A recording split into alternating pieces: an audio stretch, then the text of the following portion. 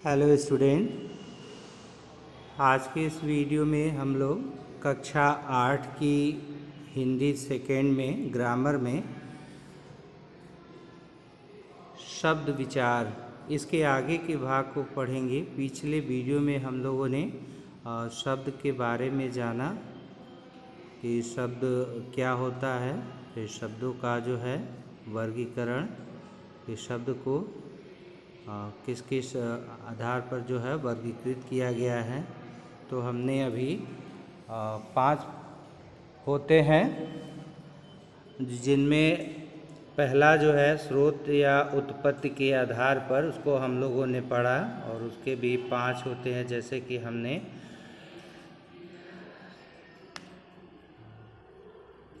उस 5 में हमने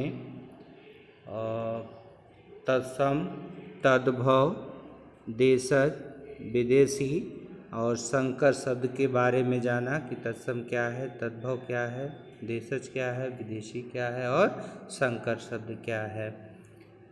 अब इसके बाद हम लोग आगे इसमें चलते हैं इसके दूसरे भेद पर, रचना के आधार पर। तो रचना के आधार पर शब्द के 3 भेद माने गए हैं। रचना के आधार पर शब्द के 3 भेद माने गए हैं, जो रूढ़, यौगिक और योग रूढ़।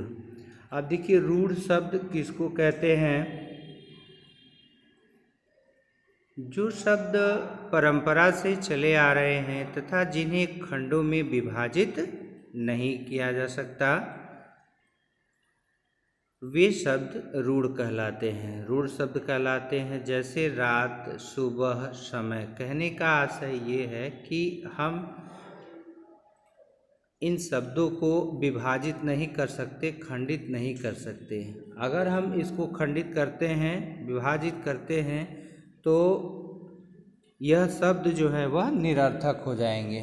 तो ऐसे शब्द जो विभाजित न हो, खंडित न हो और होने पर उनके वो निरर्थक हो जाए, तो उसको हम रूढ़ शब्द कहते हैं। जैसे यहाँ पर रात, सुबह, समय, हाथ आदि। और जैसे रात है तो त को अलग कर दिया जाए, रा को अलग कर दिया जाए, तो ये निरर्थक हो जाएंगे। और शब्द वो होता है जो एक अर्थ लिए हुए होता है, सार्थक होता है। जैसा कि हम जानते हैं कि वर्णों के सार्थक समूह को हम शब्द कहते हैं। और सुबह, इसको भी अगर हम विभाजित करते हैं तो यह भी निरर्थक हो जाएगा। फिर समय है, इसको विभाजित नहीं किया जा सकता। हाथ को विभाजित, हा और था बचेगा। तो ऐसे शब्द रूढ़ शब्द कहलाते हैं। अब यौगिक शब्द, यौगिक शब्द क्या है? जैसा कि आप नाम से ही जान पा रहे होंगे, यौगिक, योग का अर्थ होता है जोड़। तो यौगिक यानी इसमें 2 शब्द होते हैं। इसको आसानी से हम विभाजित भी कर सकते हैं, अलग अलग कर सकते हैं। ये 2 शब्दों से मिलकर एक शब्द बने होते हैं, और इसको हम विभाजित कर सकते हैं, और दोनों के सार्थक अर्थ भी होंगे विभाजित होने पर। जैसे देखें, जो शब्द 2 या अधिक शब्दों के मेल से बनते हैं तथा जिन्हें सार्थक खंडों में विभाजित किया जा सकता है, वे यौगिक शब्द कहलाते हैं। जैसे दूतावास, सद्गुण। दूतावास भाई, दूत धन आवास, यह संधि युक्त शब्द है। दूतावास स्वर संधि है, दूत और आवास। सद्गुण तो सत धन गुण, तो सद्गुण व्यंजन संधि है। दिनेश तो दिन धन ईश, दिनेश हो जाएगा, ये भी संधि युक्त शब्द है। देशभक्ति, ये समास युक्त है, तो देश के लिए भक्त इसका अर्थ होगा। तो देशभक्ति, यहाँ देश को अलग कर सकते हैं, भक्त को अलग कर सकते हैं, तभी दोनों के सार्थक अर्थ होंगे। तो ऐसे शब्दों को हम यौगिक शब्द कहते हैं। यौगिक शब्द उपसर्ग तथा प्रत्यय जोड़कर तथा संधि और समास द्वारा, देखिए यहाँ पर आ भी गया है कि संधि और समास द्वारा ये बनाए जाते हैं। संधि और समास द्वारा बनाए जाते हैं। योग रूढ़। अब योग रूढ़ जिस यौगिक शब्द से किसी विशेष अर्थ का बोध होता है उसे योग रूढ़ शब्द कहते हैं। अर्थात जब यौगिक शब्द सामान्य अर्थ न देकर विशेष अर्थ में रूढ़ हो जाए उन्हें योग रूढ़ शब्द कहते हैं। अब आइए इसको समझते हैं। हिमालय पर्वत विशेष के अर्थ में है यह। फिर पंकज यानी कमल के अर्थ में है। गिरिधर कृष्ण के अर्थ में है। दशानन रावण के अर्थ में है। यानी ये शब्द जो हैं इनके लिए रूढ़ हो गए हैं, योग रूढ़ हो गए हैं। यानी जैसे हम देखिए पंकज, तो पंकज का अर्थ जब हम लेंगे तो पंकज हम कमल को कहते हैं। कमल का पर्यायवाची है पंकज। पंकज का अर्थ बस कमल है।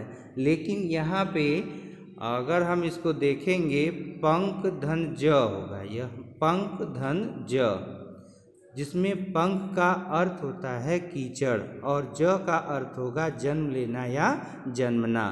तो पंकज यानी जो कीचड़ में जन्म ले उसी को हम पंकज कहेंगे। भाई कीचड़ से तो बहुत सारी चीज़ें उत्पन्न होती हैं, तो कमल ही क्यों कहेंगे हम?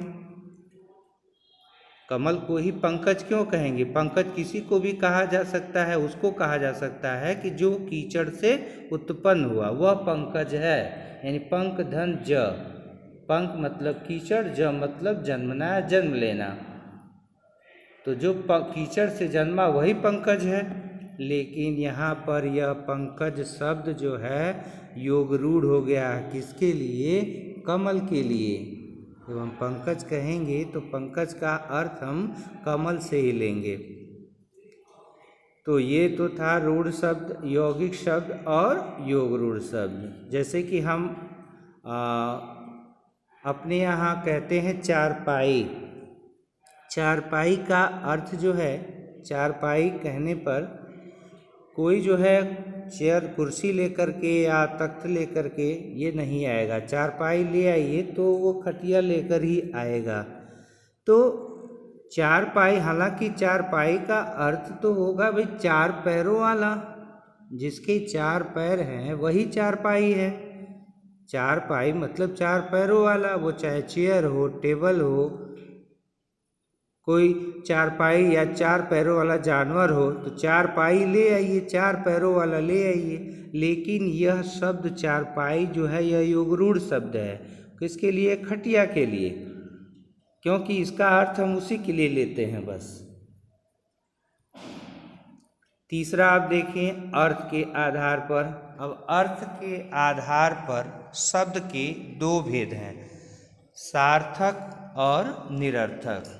सार्थक भाई सा, अर्थक भाई स का अर्थ ही होता है के साथ, यानी जो अर्थ के साथ हो वही सार्थक हो और वही शब्द है। जैसा कि हम जानते हैं कि वर्णों के सार्थक समूह को ही हम शब्द कहते हैं। और निरर्थक यानी जिसका कोई अर्थ न हो। तो सार्थक शब्द जिन शब्दों का कोई निश्चित अर्थ होता है उन्हें सार्थक शब्द कहते हैं। उदाहरण आसमान, पिताजी, ईश्वर, फल, सागर, पृथ्वी आदि सार्थक शब्दों के 5 भेद हैं। देखिए ये सारे शब्द अपने में अर्थ लिए हुए हैं, सार्थक शब्द हैं। तो सार्थक शब्दों के भी 5 भेद हैं। कौन कौन हैं? पर्यायवाची शब्द जैसे फूल का पुष्प, कुसुम, सुमन, प्रसून, ये सब फूल को ही हम कहते हैं, पर्यायवाची हैं। यानी इन सभी का अर्थ जो है वह फूल ही होगा। इसके बाद अनेकार्थी शब्द, अनेकार्थी यानी शब्द तो एक लेकिन अर्थ उसके क्या हैं? अनेक हैं। यानी एक शब्द जब एक से अधिक अर्थ देते हैं तो उसको हम अनेकार्थी शब्द कहते हैं। तो यहाँ देखिए कर लिखा हुआ, कर का मतलब हाथ भी है, टैक्स भी है, कर का अर्थ सूर्ण भी है और कर का अर्थ किरण भी है। यानी यह अनेकार्थी शब्द है। इसके बाद एकार्थी शब्द मित्र, पत्नी, फूल, यानी ये जो है शब्द एक ही अर्थ प्रकट करते हैं को हम एकार्थी शब्द कहते हैं। अब समश्रुति भिन्नार्थक शब्द, समश्रुति भिन्नार्थक शब्द, तो समश्रुति यानी जो सुनने में तो समान लगते हैं लेकिन उनके अर्थ क्या होते हैं, भिन्न होते हैं। यानी सुनने में समान प्रतीत होने पर भी उनके अर्थ क्या होते हैं, भिन्न होते हैं। उन्हीं को हम समश्रुति भिन्नार्थक शब्द कहते हैं। देखिए यहाँ और लग रहा है सुनने में, लेकिन दोनों में अंतर है। क्रम कर्म, परिणाम परिमाण। विलोम शब्द जीवन मरण, सत्य असत्य।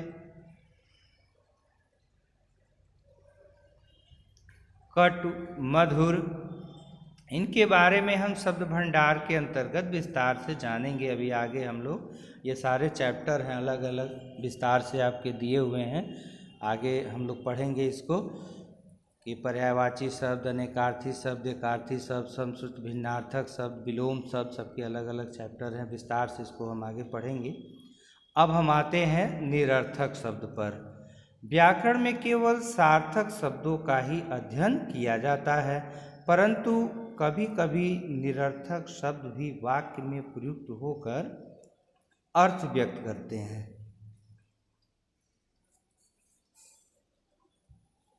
निरर्थक शब्दों का कोई अर्थ नहीं होता।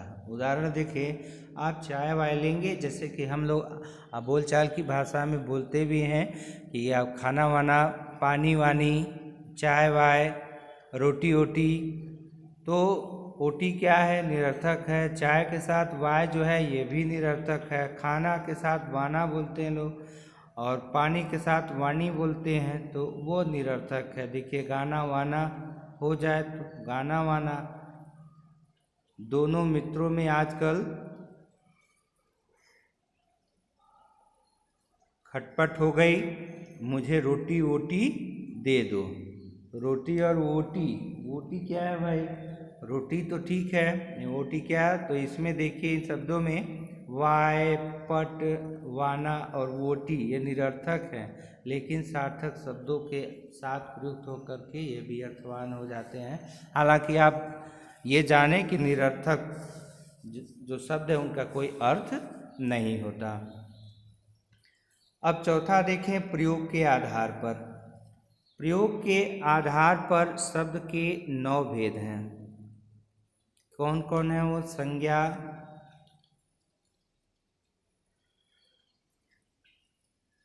सर्वनाम, क्रिया, क्रिया विशेषण, संबंध बोधक, समुच्चय बोधक, विस्मयादि बोधक और निपात। ये प्रयोग के आधार पर हैं, शब्द के 9 भेद हैं।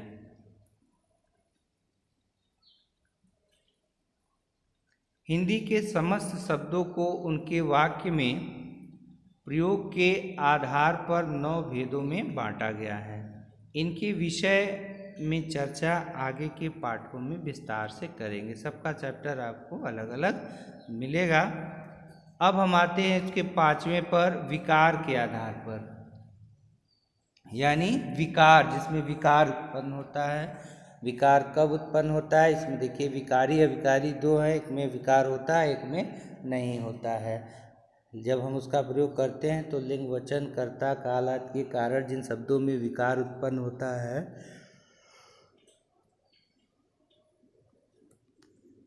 उसको हम विकारी शब्द कहते हैं। देखें, और जिनमें नहीं होता उनको अविकारी कहते हैं। तो यही है विकार के आधार पर विकारी और अविकारी। विकारी शब्द जिन शब्दों का रूप लिंग वचन कारक अथवा काल के कारण परिवर्तित हो जाता है उन्हें विकारी शब्द कहते हैं। संज्ञा, सर्वनाम, विशेषण तथा क्रिया विकारी शब्द हैं। उदाहरण देखिए, संज्ञा लड़के है, लड़की, सर्वनाम मैं तो मुझे, विशेषण है काला काली, काली हो गया, क्रिया है चलता है, चलते हैं, ठीक है, लड़कों ने तो मेरा काले चलती चला, अविकारी शब्द जिन शब्दों का रूप कभी नहीं बदलता, जो सदा एक समान रहते हैं, उन्हें अविकारी शब्द कहते हैं।